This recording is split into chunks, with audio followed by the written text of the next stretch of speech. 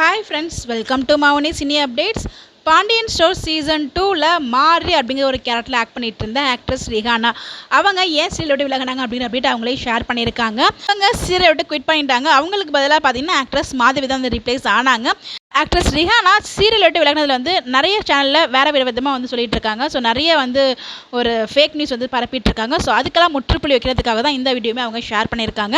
அவங்க சீரியல் விட்டு விலகினதுக்கான உண்மை காரணம் என்ன அப்படின்னு பார்த்தீங்கன்னா அவங்களுக்கு லெக் பெயின் இருக்குது. ஸோ ரொம்ப நேரம் அவங்களால ஷூட்டிங்கில் நிற்க முடியாது. ஒரு 2 months கிட்ட பிரேக் வேணுமா, அது ஒரு ரீசனில் தான் அந்த சீரியல் விட்டு வந்து விலகியிருக்காங்க.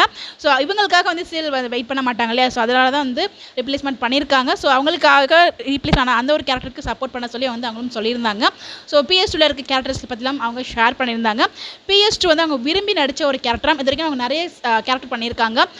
வில்லி, அதுக்கப்புறம் வந்து போலீஸ், இந்த மாதிரி கேரக்டர்லாம் பண்ணியிருக்காங்களாம். பட் இருந்தாலும் இந்த ஒரு காமெடியான கேரக்டர் நான் ஃபர்ஸ்ட் டைம் வந்து பண்ணேன். அதுவும் நான் விரும்பி ரசித்து பண்ண ஒரு கேரக்டர். ஸோ இந்த ஒரு வாய்ப்பு வந்து என்னோட பர்சனல் ரீசனில் வந்து கைவிட்டு போயிடுச்சுன்னு எனக்கு ரொம்ப வருத்தமாக இருக்குது.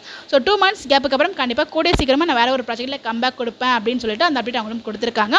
ஸோ கூடிய சீக்கிரமே லெக் பெயின்லேருந்து ரெக்கவர் ஆகி ஒரு சீரியலில் கம்பேக் கொடுக்கணும் அப்படின்னு சொல்லி நம்மளோட பெஸ்ட் விஷயம் தெரிவிச்சிடலாம். ஸோ இன்றைக்கி எபிசோடில் பார்த்தீங்கன்னா நம்ம எதிர்பார்த்த மாதிரியே அந்த ஃபைட்மே நடந்துருந்துச்சு.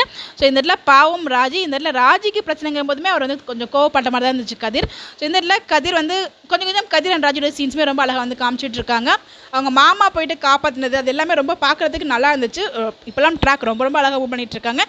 ஓவரால் இன்றைக்கி எபிசோடுமே ரொம்ப நல்லா இருந்துச்சு. நீங்கள் பார்த்தீங்களா எப்படின்னு சொல்லி மறக்காம கமெண்ட் பண்ணுங்கள்.